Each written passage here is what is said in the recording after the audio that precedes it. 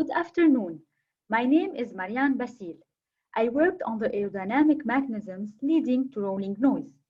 Today, I will present you an experimental study of these aerodynamic phenomena, and especially the air pumping in a road cavity.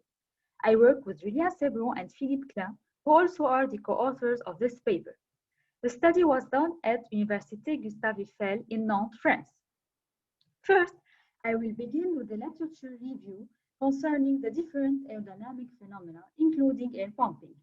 Next, I will present the experimental setup and procedure.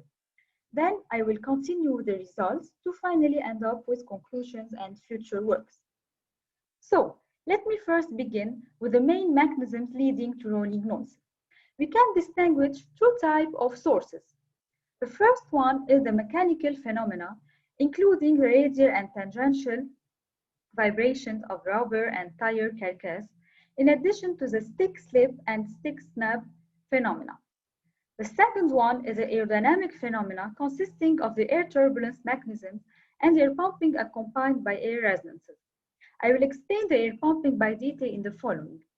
But concerning the air resonances, we have the cavity resonance, which occurs at the contact surface of the tire when the cavity is completely closed. It becomes a closed pipe and generates an acoustic resonance. Then we have another air resonance called Helmholtz resonance, occurring at the trailing edge of the tire. It is compared to a mass spring vibratory system, where the mass is the confined air in the diagonal formed by the geometry of the tire and the road, and the spring is there inside the cavity. My work focuses on the aerodynamic phenomena and precisely on the air pumping mechanism. So, what is the air pumping? It is a series of rapid air compression and release at the tire-road interface. At the leading edge, we have air compression followed by its expulsion outside the cavities, while at the trailing edge, we have air expansion followed by its suction inside the cavities. These are the pressure variations we want to study. Now, what are sources of this air pumping? Some studies have shown that the pressure fluctuations could happen without volume variation of the air cavities at the interface, but due to the effect of the boundary layer, while another source with volume variation was attributed to the air pumping due to the tire tread deformation that may have three types depending on the air cavity's location. Several experimental studies measured pressure fluctuations due to the cavities that are present in the tire tread. Others considered the case of the road cavities, but we can also have a third case, which is the tire tread indentation by the roughness of the road, but it has not been studied experimentally yet. In our study, we consider the case of a cavity integrated in the road. Air pumping in road cavities was experimentally addressed in the work of Hammad and al. Air pressure measurements were conducted inside of a cavity inserted in a smooth road surface during the rolling of a slick tire. The pressure signal showed a three-phases process characterizing the air pumping mechanism. First, we have a gradual air pressure increase in the cavity as the tire approaches and during the cavity closure. Then we have a constant overpressure stage reached during the full cavity closure by the tire. This represents the cavity resonance. And finally, a pressure release followed by pressure oscillations when the tire leaves the cavity, known by the Helmholtz resonance. So, in order to improve the knowledge on these aerodynamic mechanisms, we made our own measurements carried on a reduced scale test rig. This test rig consists of a concrete cylinder with an outside diameter of 2 meters that is placed horizontally. It represents the road. The tire is a commercial car slick tire with a diameter of 25 centimeters. A parallelepiped volume was reserved on the outside surface in order to mount a metal plate on which is placed the cavity. It is a cylindrical cavity having a diameter of 5 mm and a variable depth from 1 mm to 30 mm. This cavity incorporates the pressure sensor used to measure the air pressure variations at the bottom of the cavity. We used PCB piezoelectric sensor of this type. The sensor is screwed onto a support ring glued to the back of the metal plate. The depth of the cavity is adjusted by this support ring. So for each cavity depth, you have a different support ring that you have to glue at each time. Then the whole equipment is connected to the data acquisition system by cables. We use the Pulse LabShop software for the acquisition and storage of signals. Now, before starting the pressure measurements, it is necessary to make sure that the temperature of the tire is stable in order to have a stable rolling condition. For that, a series of tests were carried out during which each time an applied load is fixed and the rolling speed is varied. Then, for each speed, the tire temperature is recorded at given time interval until a stabilized temperature is reached. The tire temperature varies between a minimum value of 27 degrees at low speed and load and a maximum value of 63 degrees at higher speed and load. The obtained values will serve as a reference for triggering the pressure measurements. The tests were carried out at an ambient temperature of 20 degrees. The following table summarizes the parametric study for the measurements. We consider 5 different depths, 1, 5, 10, 20, and 30 millimeters. 6 speeds from 2.5 to 15 meters per second, and 4 loads from 250 Newton to 1000 Newton.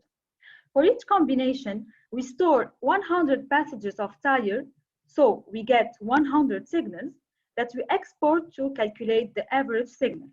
This is the final signal that represents the pressure variations for a given load, speed, and depth. So, as you can see, these are examples of found results. To the left, we have the typical signals found at low speeds, and to the right, we have typical signals found at higher speeds. So as you can see, the repeatability of results is satisfactory when we compare the 100 signals with each other, as well as if we compare them to the average signal drawn in the thick yellow line. We calculated the standard variation concerning the maximum pressure reached, and we found it lower than 3.5%, which is acceptable. So this is the general shape of the pressure signal obtained at the cavity bottom for all the tested depths. As you can see, this is similar to what was found in past studies.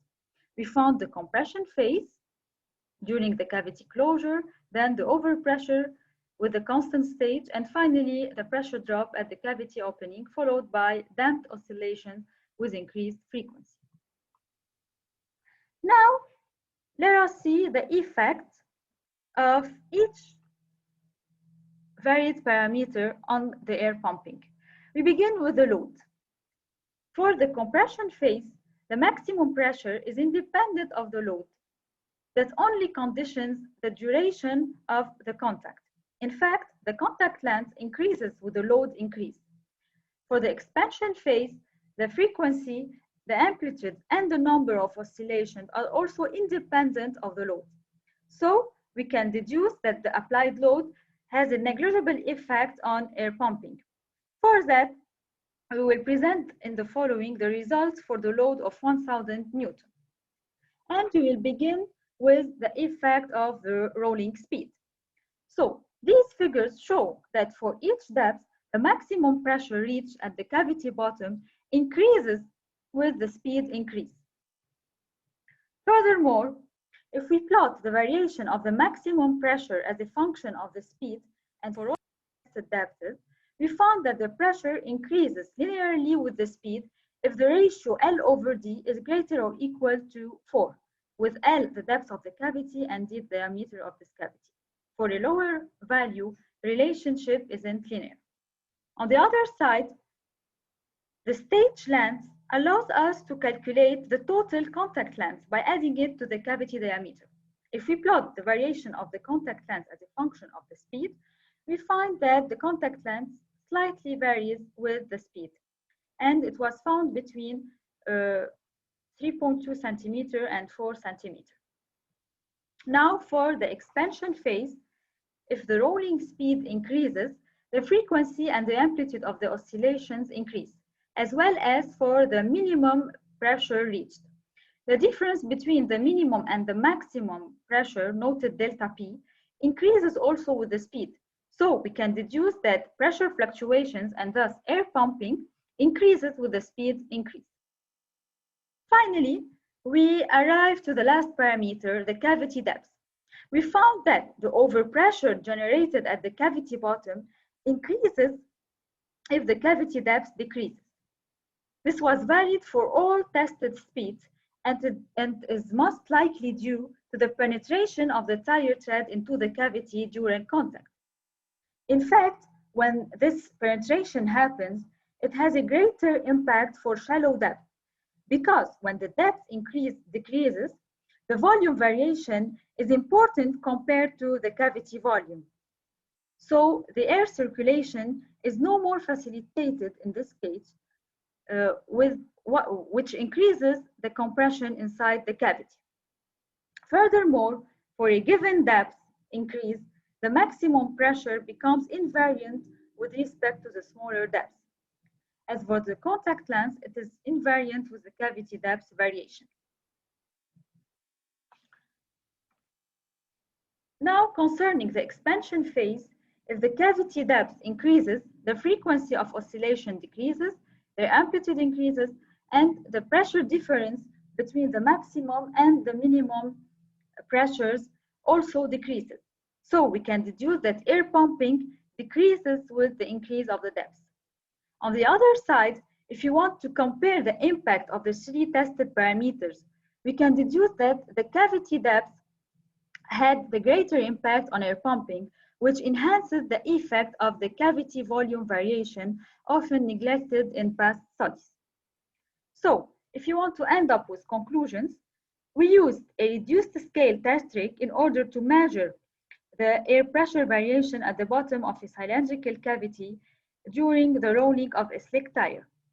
We carry out a parametric study by varying the speed, the load, and the cavity depth in order to assess the impact of these parameters on air pumping. We found that air pumping increases with the rolling speed increase or the cavity depth decrease, but is independent of the load. In addition, the cavity depth was the most important parameter, probably due to the volume variation of the cavity caused by the tire tread penetration inside of this cavity. That's why it would be interesting if we develop a numerical CFD model with cavity volume variation during the contact with tire. The penetration of the tire tread inside of the cavity could be measured on the same test rig, so we can add it to the model in order to compare the results with the measurements results and highlight the effect of the tire tread penetration. Thank you for your attention.